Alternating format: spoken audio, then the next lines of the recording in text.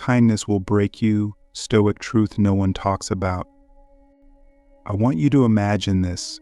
You are walking through life doing everything right, at least. Everything you were told was right. You help others when they need help. You show up, even when no one else does.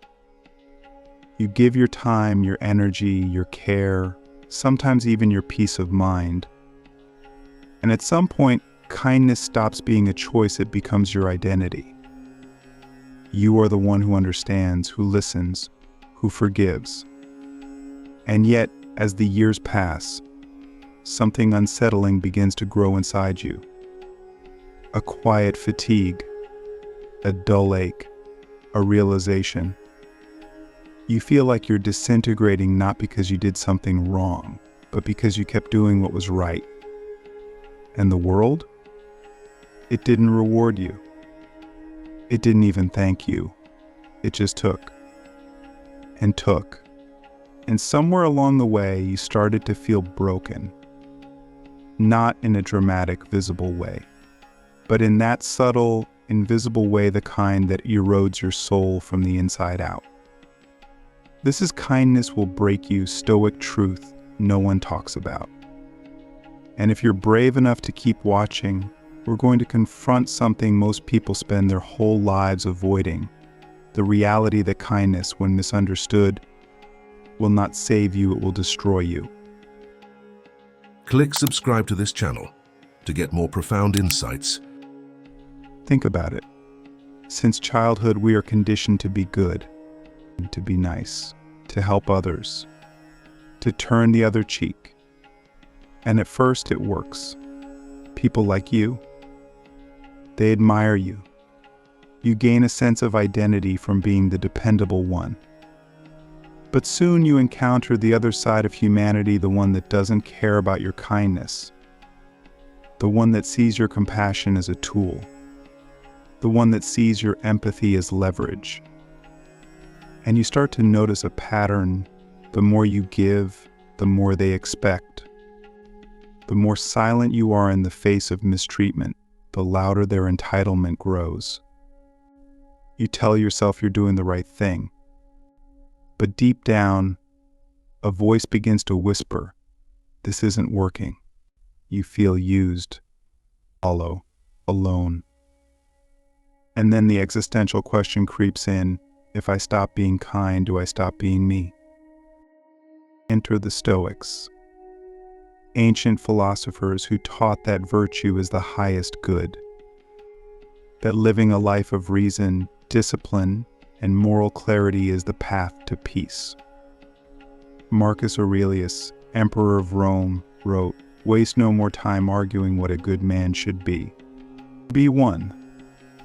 But here's the part people overlook. The Stoics never said being good meant being weak.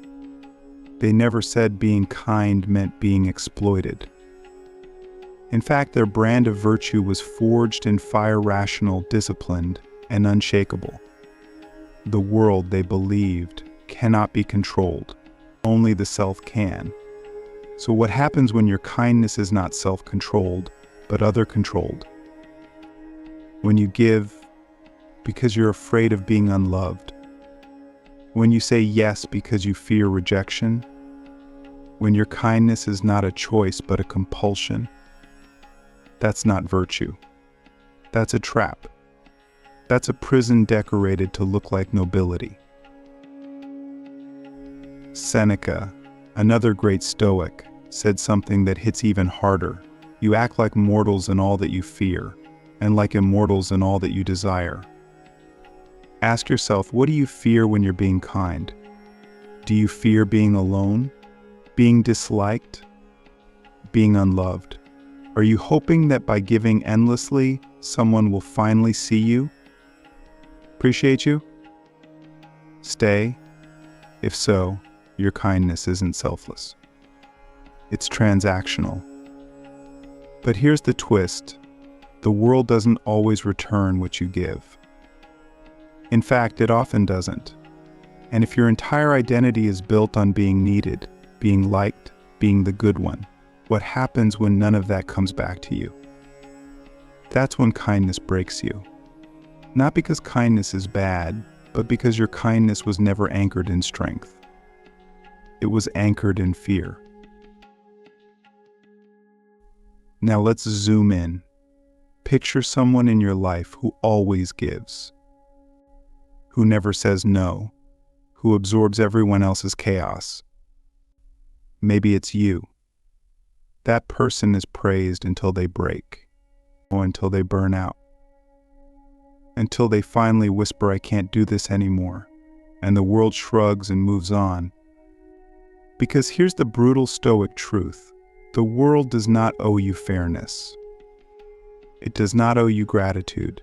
It does not owe you reciprocity. The Stoics would say, do good because it is good. Expect nothing. But, and this is critical, they never said destroy yourself in the process. That's not Stoicism. That's martyrdom. And the Stoics never glorified martyrs. They glorified self-mastery. They taught that reason must guide action, that virtue must be guarded, that the soul must not be handed over to the irrational whims of others. So ask yourself, is your kindness rooted in strength or in fear? Are you giving because you choose to, or because you feel you have to?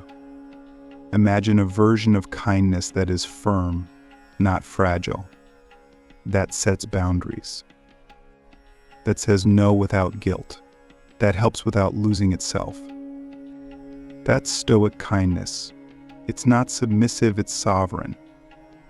It's not soft, it's steel wrapped in warmth. It's not naive, it's deeply aware of human nature and chooses to love anyway. That kind of kindness doesn't break you. It builds you. It sharpens you. It makes you the kind of person who gives not from emptiness, but from abundance. Because here's the truth, you are not obligated to bleed for those who keep stabbing you. You are not virtuous for tolerating abuse. You are not morally superior for putting yourself last. That's not kindness, that's self-erasure. Let's go back to Marcus Aurelius. He wrote, "When you wake up in the morning, tell yourself the people I deal with today will be meddling, ungrateful, arrogant, dishonest, jealous, and surly.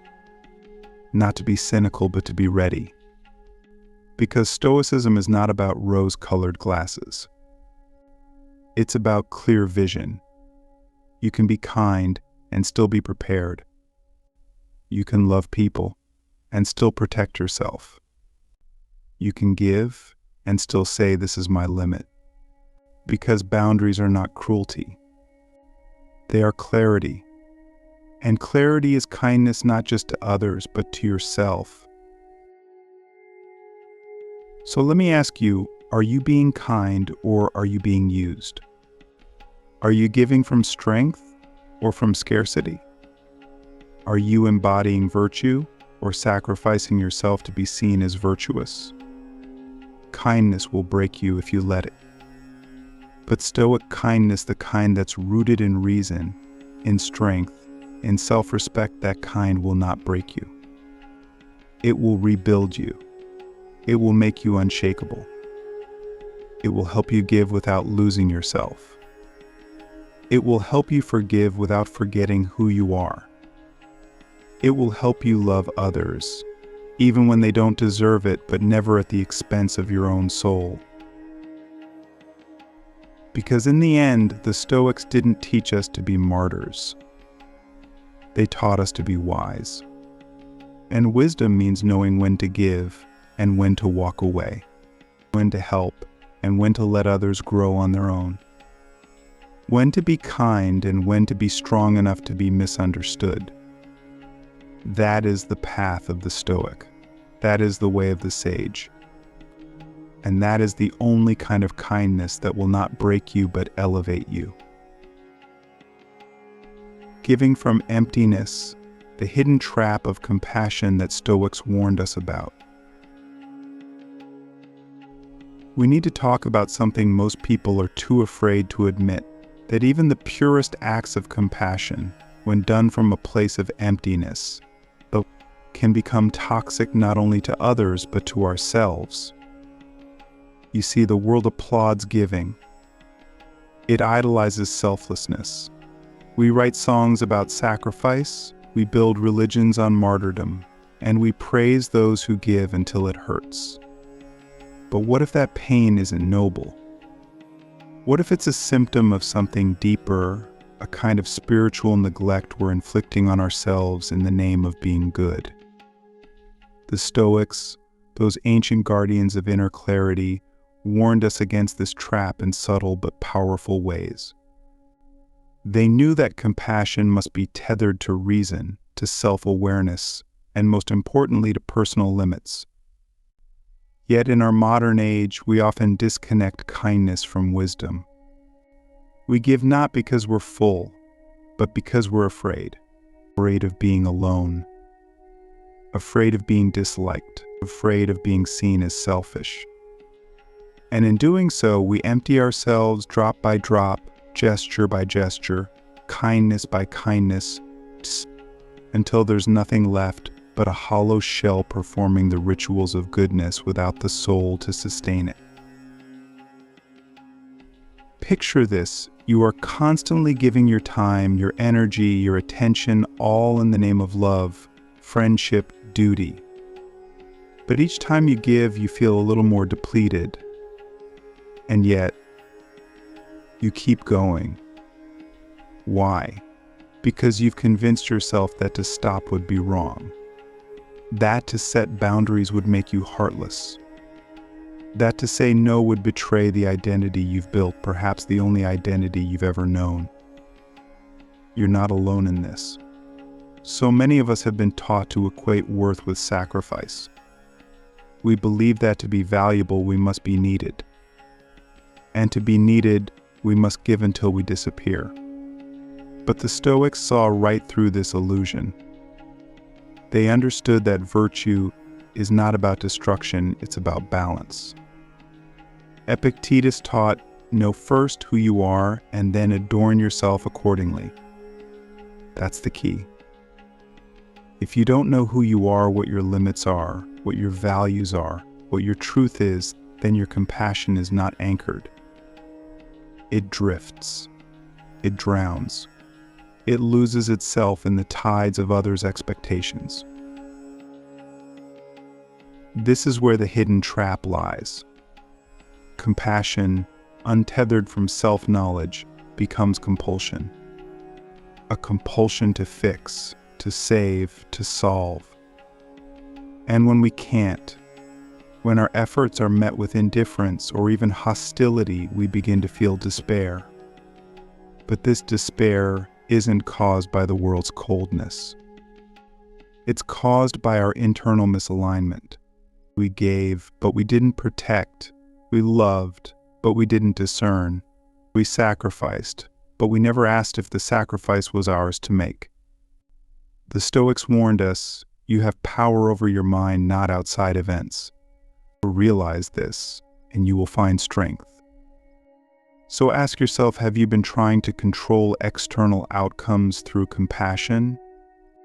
Have you been trying to earn love, stability, or peace by giving it away first, hoping it returns? That's not virtue. That's bargaining. And the Stoics would urge you to stop. Not because compassion is wrong, but because compassion must be wise. It must know its limits. It must begin at home with the self, because you cannot give what you do not have. You cannot pour from an empty vessel. You cannot heal others by bleeding out alone in the dark, hoping someone will notice your wounds and finally care. And here's the paradox: when you give from emptiness, your compassion loses its power. It becomes diluted, resentful, even manipulative. You start to expect recognition, gratitude, reciprocation.